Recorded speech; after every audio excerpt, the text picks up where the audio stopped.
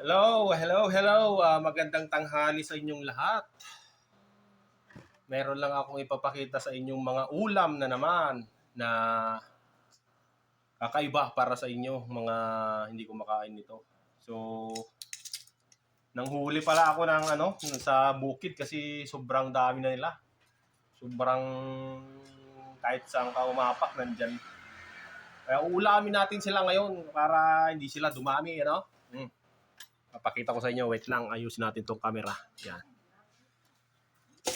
So, nakakuha pala ako kanina. Ito, ang dami, Ayan, Alam nyo ba yung ulam na to? Kung hindi ka kumakain nito, ibig sabihin, rich kid ka. Meron pa ako nahuling ganito. Ayan, Comment down below na lang, guys, kung nag-uulam kayo nito o hindi, di ba? So, ang gagawin natin dito ngayon ay puputulin natin itong buntot para puputulin natin itong buntot, yan. Para pag sinipsip natin na gano'n, diretso na yung laman. Alright. So, ang gagawin natin, gagamit tayo ng pliers. Kaya itong likod ng kutsilyo para tanggalin. Ito pamutol natin, ganyan. Di ba? Natanggal na yung buntot. Then okay na yan. 1 point. Dali-dali lang magtanggal pag meron kayong ganito. Pero nung kami, wala pang, di pa uso yung mga pliers, ganito ang pantanggal namin dito. Yan, Ayan, Tanggal. Ngipin. Ngipin ang pantanggal, ganyan, Ayan. Ba? Useless yung mga ganito. Nauso lang kasi ito, kaya ito na yung ginagamit ngayon, Pero noon, ngipin talaga. Kinakagat. Si Boy Tapang, wala pa yan. Alam ko na to, Wala yan si Boy Tapang sa akin. So, ayan, Gamitin na natin to kasi medyo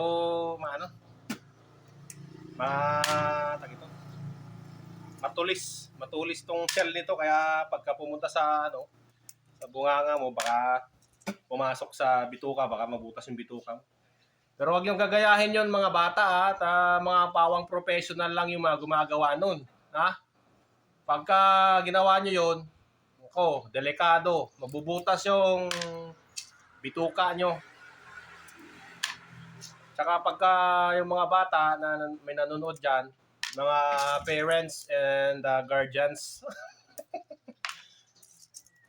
tingnan nyo yung mga bata dyan, baka malunok nila ito, at ito, matulis to, ayan, parang karayom to pag natulis. Kaya kaninang pagkuha ko dun sa bukid, nagbuta ako kasi baka matusok yung pa ko. Ay nako, siyempre, masaya na naman si Doc pag ganon. Yan. Tanggalin mo natin to. So, marami to, Isang punong-puno ito ngayon. Tingnan nyo, guys, Mumukbangin natin to mamaya pagkaluto. Papakita ko sa'yo kung paano lutuin. Ayan, Yung mga nagsasabing walang maulam dyan, comment na naman dyan. Nigigil na naman ako, Inuulam to, Huwag kang pa-rich kid dyan. Masyado kang, Pare-parehas lang tayong kumakain ng tuyo. So, ayan.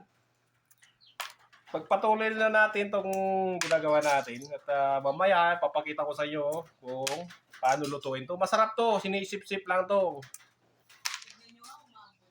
Yung mga may katrabaho kayong ganito, sinisip-sip lang. Mga sip-sip. Ayan, parang sip-sip lang yung mga katrabaho nyo. Ganyan. May mga kilala ako noon na katrabaho ko doon sa Manila eh. Mahilig sumipsip. Ayun, bato-bato sa langit talaga ang tamaan. May gamot ka ba sa bukol? Alright. Gamutin mo na lang yung bukol mo pag tinamaan ka, no? So ito, yung matagal na naming inuulam to. Nung bata pa ako, nag-uulam na ako nito eh. Nangunguha talaga kami dyan sa bukid. Marami to sa bukid, lalo ngayon na malapit ng anihan ng palay. So, ito ay libre lang na ulam kung masipag kang manguha doon sa bukid. Oo, sa mga tubig kanal. Pero malinis yung kanal ng tubig namin dito. Pwede kang uminom. Hindi katulad doon sa Manila na sobrang dumi. Lahat na lahat ng klase ng dumi nandun sa kanal. Pero dito, yung tubig kanal namin, pwedeng inumin. Talong-talo pa yung tubig sa Japan na napakalinaw ng tubig. Malinis ang tao dito. Hindi katulad na hindi pag nagtapon ng basura, inesegregate yan. Inesegregate namin sa mga lata, mga bote, mga nabubulok at hindi nabubulok. Yun. Ganun kami kalinis dito. Napaka simpleng buhay pero yung mga ugali ng mga tao dito magaganda. Meron din namang iba pero ewan ko, hindi ko na pinapakialaman ng mga yun. Basta malilinis ang mga kanal namin dito. Papakita, itutur ko kayo, gusto niyo itur ko kayo sa mga pwedeng tourist spot dito eh. Meron kami rito, meron kaming RRO, picnic grove, doon talagang destinasyon ng mga tourist. Kasi ngayon, papunta na yung summer, mainit ang panahon, ang sarap maligo doon. Napakalinis ang tubig, may mga pine tree doon na pwede tayong sumilong, may mga cottages. Pero yung cottages may bayad. Sa inyo na yung bayad pag pumunta kayo doon, alaan ako pa, Diyos ko naman kayo. Masyado kayo. Pero pwede ko yung samahan para ituro kayo. Yon. Pero ito, mag-uulam muna tayo ng tawag ito sa amin. Kaya tawag sa amin itong suso. Bukasit. Ilocano na, bukasit. Bukasit. Ito ay isang uri ng shell na nakukuha sa fresh water. Hindi salt water, fresh water. Ito ay marami sa bukid. At yun kung yung sabi ko kanina, kung masipag ka lang manguha, ay siyempre may uulamin ka. Di ba? Pero pag tamad kang manguha, edi wala kang ulam, di ba? Ganun. Ganun lang naman talaga ang labanan yan dito eh. Pag masipag kang manguha ng ulam, no? Libre. Maraming libreng mauulam dito. Right? So, ayan. Naka 8 minutes na tayo sa pagdadaldal dito. Sana na-entertain ko kayong lahat. At hanggang dito na lang ang video na to. Mamaya, ipopost ko na lang yung paano lutuin. So, post muna natin. Fast forward pa lang natin para mas mabilis.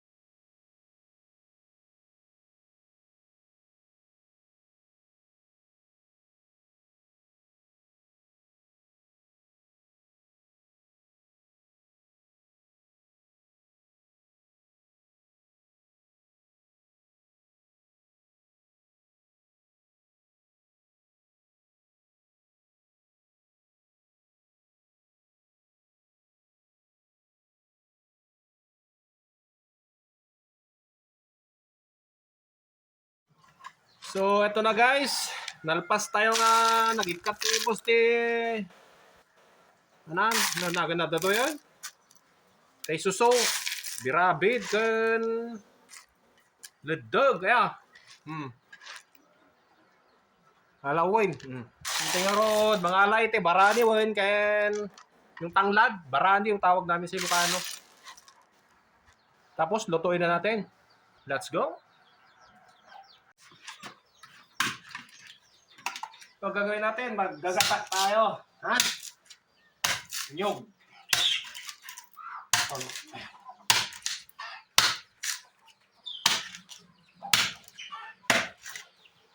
Tigas ang nyog, ha?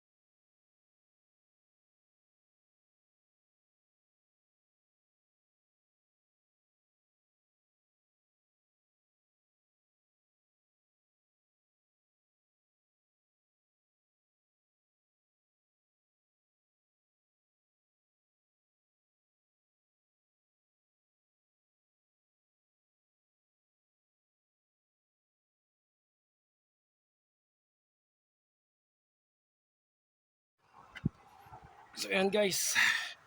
Meron lang tayong kukuning ano. Ibang ingredients ng niluto nating suso. At napakasarap yun. Tingnan nyo guys. Dito tayo sa ilog namin. Sa kanal. Irrigation kanal. Pakalino ng tubig, oh. Pwedeng inumin yan. So, ayan. Yan nyo yung kukunin natin guys. So, ayun oh. Nakikita nyo ba yun? Ayan oh, yung talbos niya no.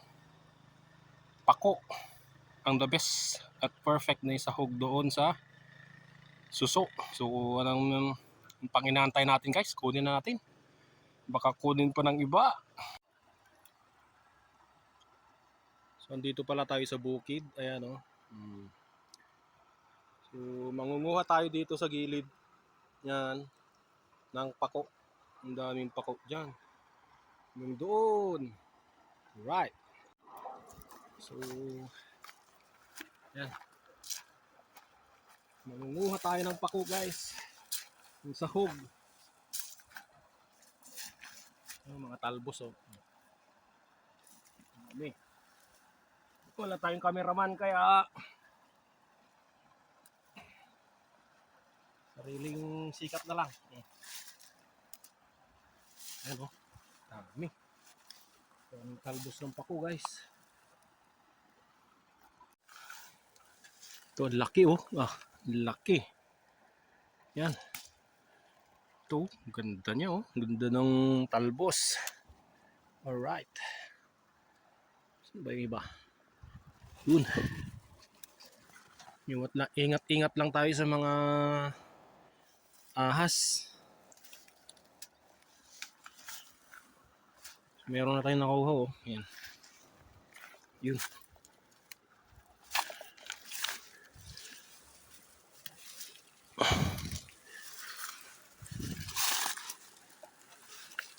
Yun.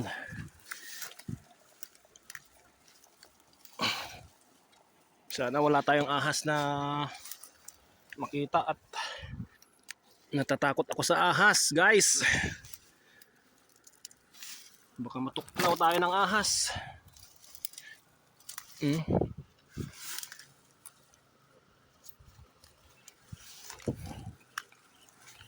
Yun o, dami. Ito pa oh.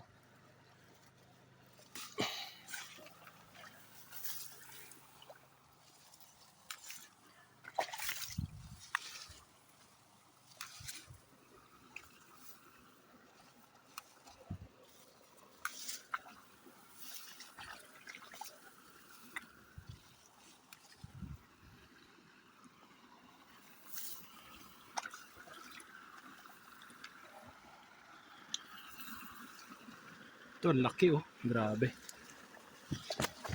Ito niya guys. Ito lang.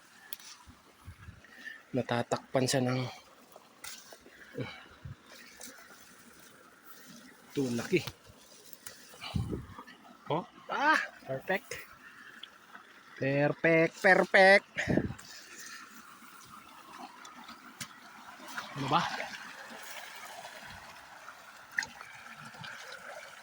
Hindi lang ng tubig namin dito.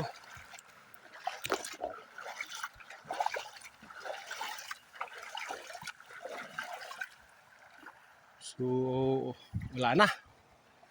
Ito is pa. Dalawa pala. Tatlo.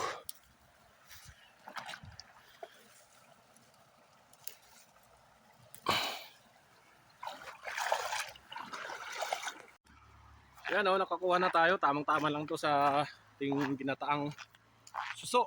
So let's go na, bayananda natin. At ako'y nagugutom na, tanghali na, no? Kanina pa. Nakagaling na naman tayo ni Macy's pag tayo nakaluto ng maaga. So let's go. Uwi na tayo. Ayan o. Perfect na perfect siya dito. Oh, come on. Okay, meron pang nakuhang ibang halamang hindi makakain. So mamaya papakita ko sa inyo paano lutuin. So ayan, habang ginigisa itong ang panggisa natin ay gata ng nyog na, hindi na tayo gumagamit ng cooking oil kasi maano na rin to, malangis na rin tong gata ng nyog. Puro yung nilagay natin dito para maging langis siya. Single hand lang tayo guys. Ito, nilagyan natin ng tanglad para mas magandang aroma.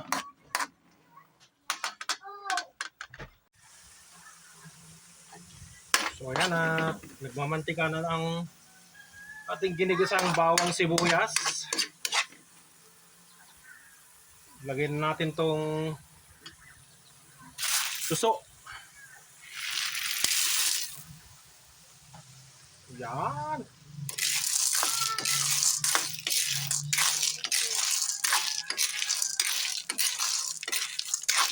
Isahin natin siyang ganyan para matanggal yung lansa.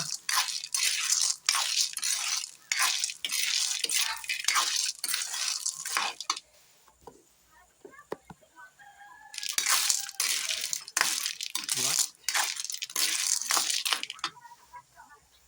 Pag nagisa na natin,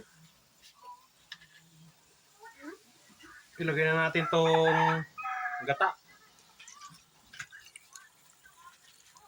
Wow. Sarap. Ayan natin lang siyang kumulo. After 5 minutes, balikan natin. So ayan, after 5 minutes, yun, kumukulo-kulo na. Alright. Solid, oh.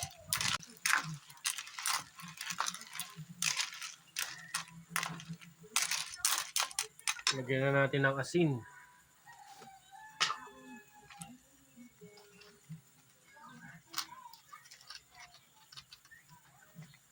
Yan. Kunti pa. Lagyan pa natin konti para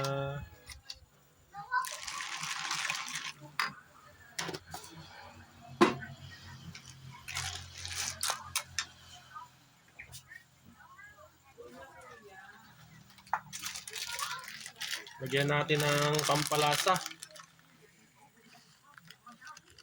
Magic sarap. Yan, oh. Sponsor si Magic Sarap, ah. Joke lang. Baka naman, Magic Sarap!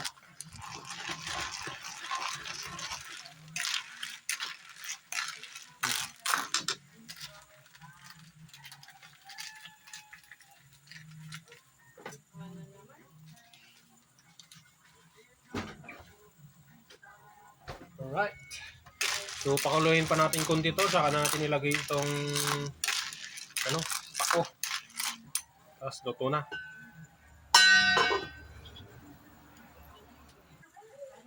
So, ayan. Kumukulo na siya. Wow! Yes! Solid! Alright. Yung gata, oh. Luto na rin to. So, ilagay na natin itong kinuha nating pako. Ayan, lagyan natin. Ganyan lang yan. Toppings lang natin, guys. Tapos, kunting pakulo lang to kasi hindi naman to mahirap lutuin tong pako.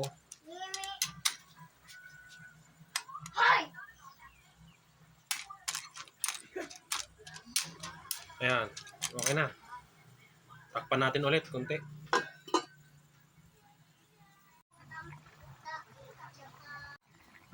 So ayan guys, luto na ang ating ulam. So ito taste test na natin.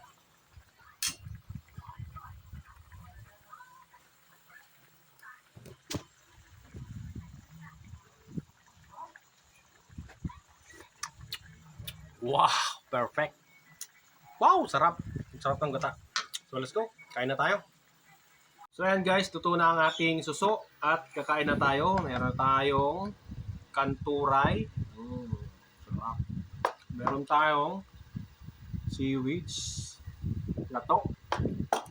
At and of course, yung niluto nating suso. Alright, na ginataan. Oh, grabe, sarap. Oh. Nam. So ito taste test natin. Isang sip-sip. Wow. Grabe. Yung gata. Maapaw yung sarap ng gata. So tara, let's eat. Hanggang dito na lang ang video na to guys. Kakain muna ako. At kung napasaya ko kayo dito sa video na, please don't forget to like and subscribe and follow my Facebook page. Alright.